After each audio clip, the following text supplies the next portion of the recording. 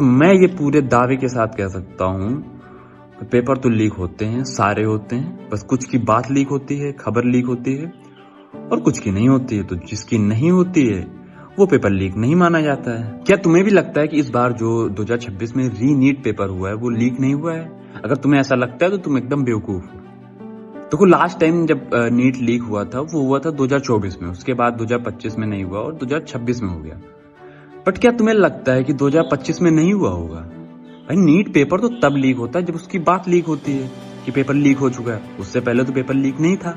तो जो जब 2024 में पेपर लीक हुआ और उसके बाद इतना हो हल्ला हुआ था सारा, है ना, अलग अलग जांच बिठाई गई थी, कितने लोग पकड़े गए थे, उसके बाद भी एक साल छोड़ के फिर से हो गई। तो ऐसा तो हो ही नहीं सकता कि पिछली बार ना हुआ हो, क्योंकि अगर पिछली बार सीख ले ली थी तो इस बार क्या हो गया?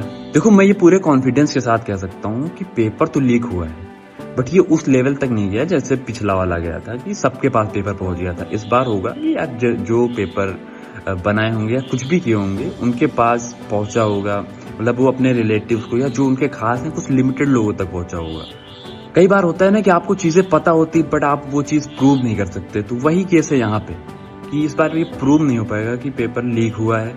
बट ये तो है कि जिन्होंने पेपर की मैनेजमेंट की जिम्मेदारी होगी, उन्होंने अपने जो खास रिश्तेदार होंगे या जो भी होंगे उनको वो पेपर उपलब्ध करा दिए होंगे। जो अगर ऐसी कोई रिपोर्ट होती जिससे ये पता चल सकता कि जो लोग वहाँ पे पेपर बना रहे हैं या फिर पेपर ले जाने की जिम्मेदारी है, बहुत सारे होते हैं जिनके अंडर में पेपर आता है, तो उनके परिवार में या उनके रिलेटिव्स में कितने लोग उस पेपर के थ्रू सिलेक्ट हुए हैं, पास्ट में हुए हैं या फिर इस बार हुए हैं।